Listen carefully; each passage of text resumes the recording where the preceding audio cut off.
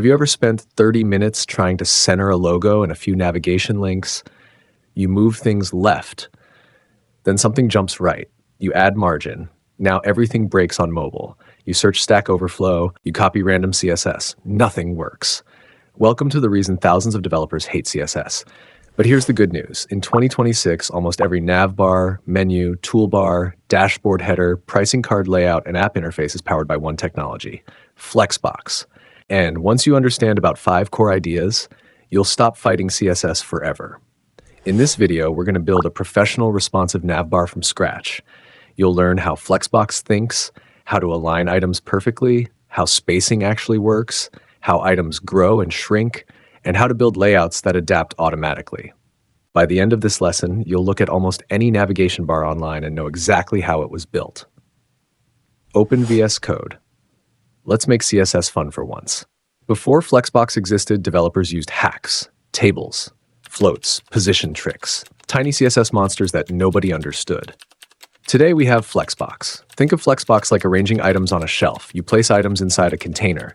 Then Flexbox decides how those items should be positioned. The container controls the children. That's the entire mental model. Container, children. Done. Let's activate Flexbox. And just like that, something changed. The logo and menu moved onto the same row. That's because Flexbox's default direction is horizontal. The moment you write display flex, you gain superpowers. Everything else is just controlling those superpowers. Flexbox has a main direction. This is called the main axis. When we use flex direction, row, items move horizontally.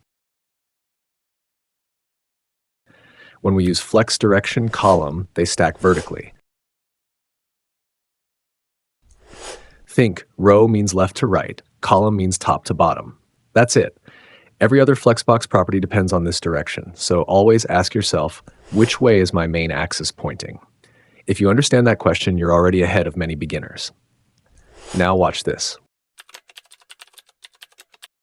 One line, huge result, the logo goes left, the menu goes right. Professional navbar. Done. This property controls positioning on the main axis. Let's try a few values. Flex start pushes everything to the beginning. Center puts everything in the middle. Flex end pushes everything to the end. Space around adds spacing around each item. Space evenly distributes equal spacing everywhere. And space between pushes items to opposite ends. This is one of those CSS light bulb moments.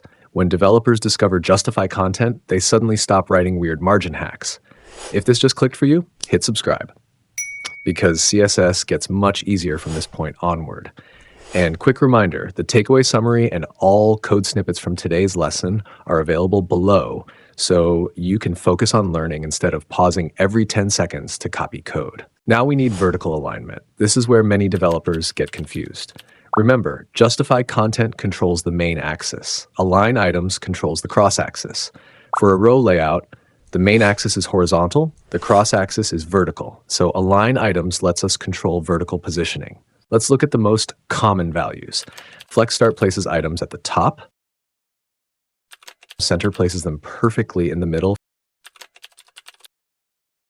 Flex end moves them to the bottom. Stretch makes items expand to fill the available height. Most navbars use align items center because it looks clean and balanced.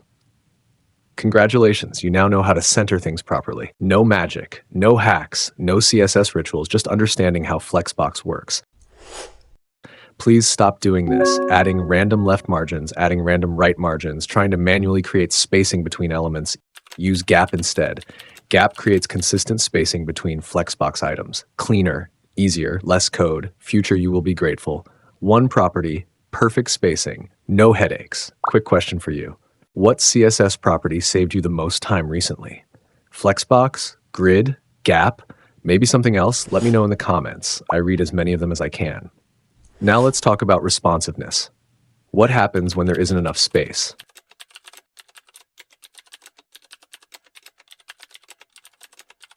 Without wrapping, everything gets squeezed. Text becomes cramped, layouts start looking broken, or worse, content overflows outside the screen. That's where FlexWrap comes in.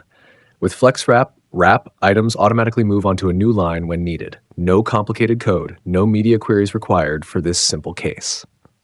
Perfect for responsive layouts. This is one of the easiest ways to make your UI more mobile friendly, and it's often forgotten by beginners. Now we're entering the professional zone. These next three properties control how available space gets distributed.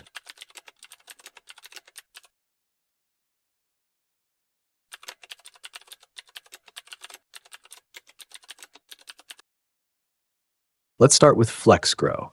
Imagine you have three boxes. Each box has flex grow. One, that means any extra space gets divided equally between them, like splitting a pizza equally among friends. Everybody gets the same amount. Now let's make the first box greedier. Set the first box to flex grow. 2. Now it receives twice as much available space as the others. Think of flex grow as answering one question. How much extra space should this item receive? Higher number, more space. Simple. Now let's talk about flex basis. Flex basis defines the preferred starting size of an item. Think of it as the size Flexbox tries to give an element before growing or shrinking happens. If you set flex basis 200px, the item starts at 200 pixels wide. Then Flexbox calculates what to do with the remaining space. And finally, flex shrink. This property determines whether an item is allowed to become smaller when space runs out. A value of 0 means, nope, I'm not shrinking. This is extremely useful for logos, buttons, icons, and other important UI elements that shouldn't collapse when the screen gets smaller.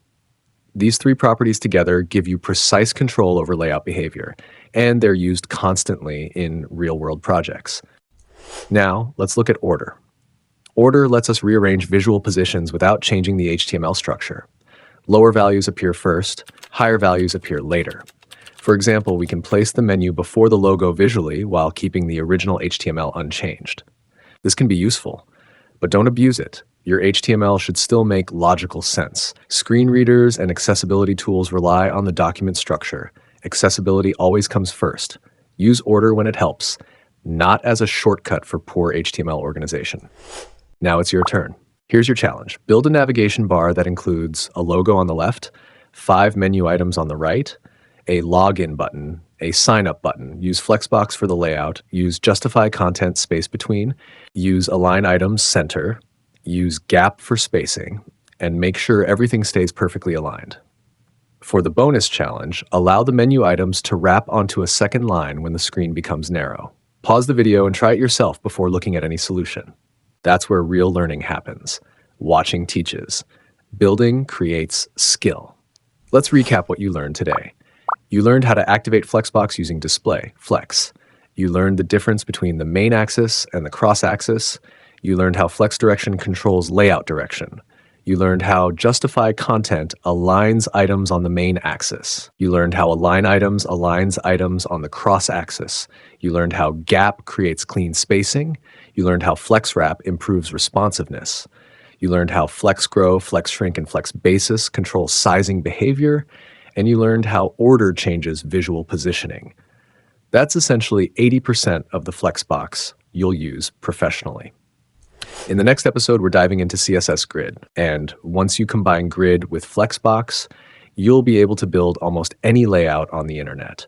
Don't forget to take the quiz linked in the description to lock this knowledge into long-term memory. If this lesson helped you build your first real Flexbox layout, hit like, share it with another developer, and subscribe for the next step in becoming an HTML and CSS hero. See you in the next lesson.